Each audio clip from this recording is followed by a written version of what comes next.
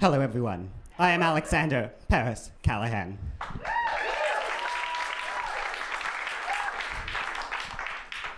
Unlike most teenagers, I am not completely apathetic about everything.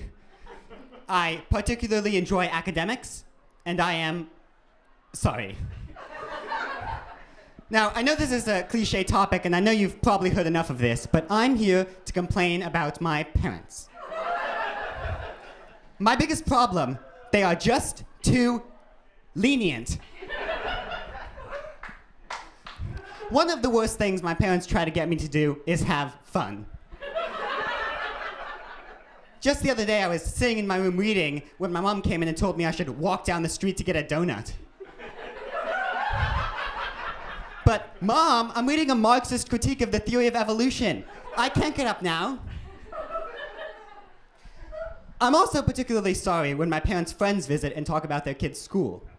One of my father's friends will say, "My daughter's doing great in school. She's taking AP chemistry." And my father will say, "Yeah, you know, my son's taking college classes in poli-sci and is currently writing a 300-page book on economic history. But yeah, those AP classes are great." Like, Dad, have some modesty. Did you not read that quote from the Tao Te Ching I sent you? Another thing my parents are always trying to do is get me to make friends.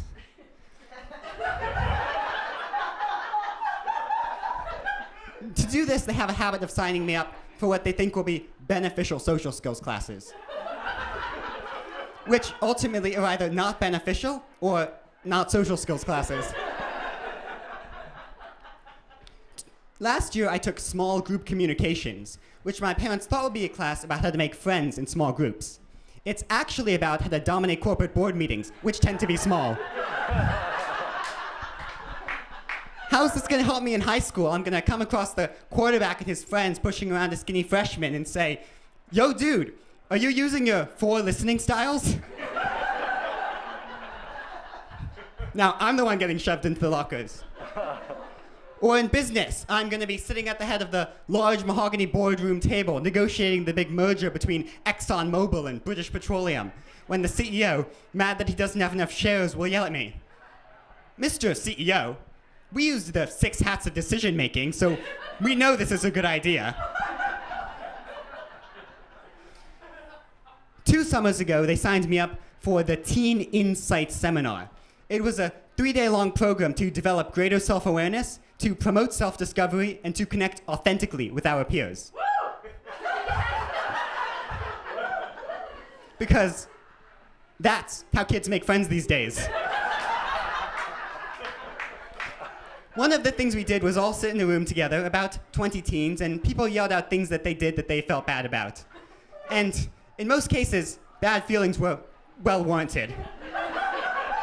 I felt like anything I could yell out would sound vaguely offensive, like, "Oh, you got in a knife fight after buying drugs from a local gang?" Yeah, I can totally relate. I once stole my father's credit card information to buy a book he wouldn't get me. I guess he was a little confused when the 12-volume complete works of St. Thomas Aquinas showed up out of the blue. But I totally know how you feel about those drugs, yeah. So after 9th grade, I decided I wanted to be homeschooled for 10th grade because I wanted a maximally academically rigorous curriculum, which homeschooling would let me do. Now, why did I want more school? It's because there's a lot to learn and I'm running out of time. I mean, life is short. I'm already almost 17. I don't have time to hang out with friends. I don't have time to go to prom, and I definitely don't have time to walk down the street to get a donut.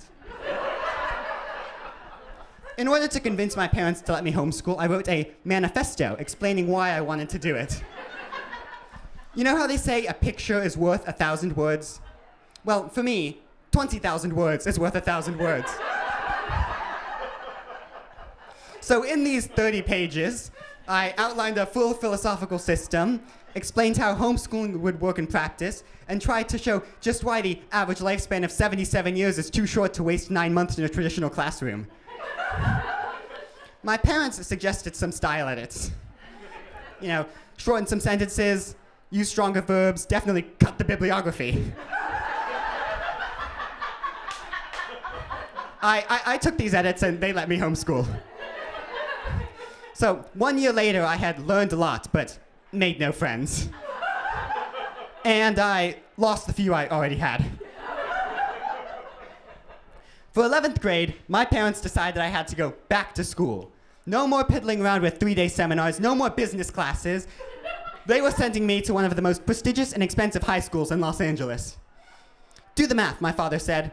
You'll be a lot happier if you make just 3 friends. I did the math. Given the price of tuition, that would cost $20,000 per friend.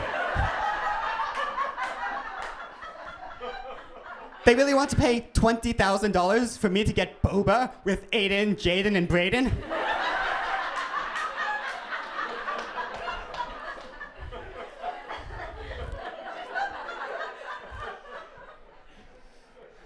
We scheduled an interview at the school.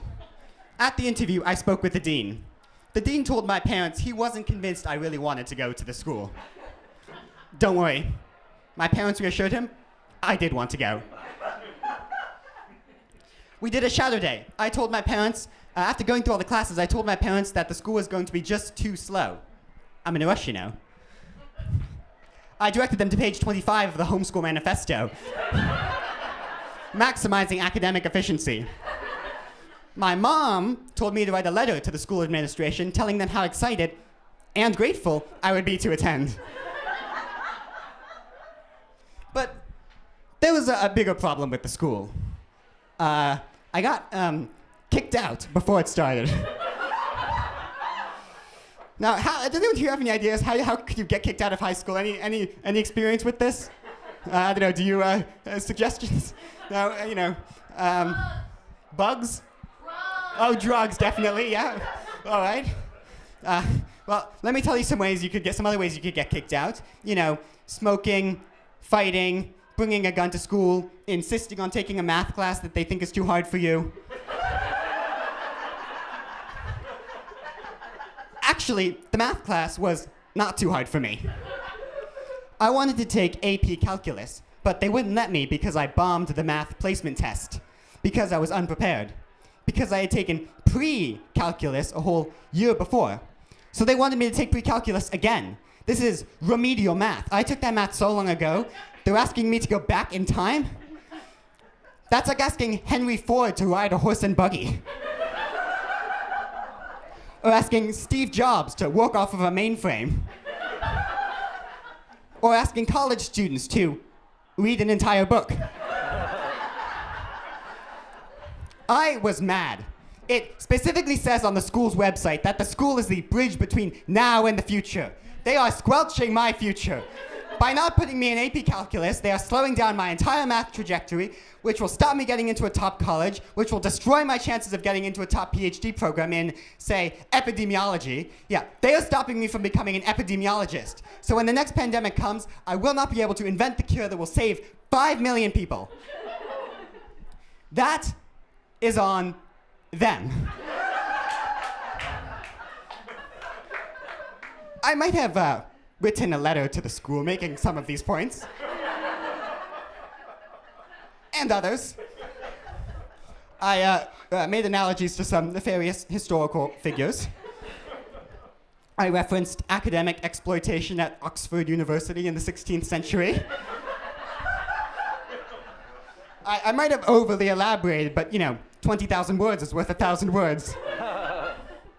And I sent the letter to the math teacher, and the dean, and the principal, and several of their funders, and a few random people whose names were on the website. The school called my parents, who had not edited the letter because I had not shown it to them. And I'm now officially the only person in the history of Los Angeles private schools to be kicked out of school before classes have started. And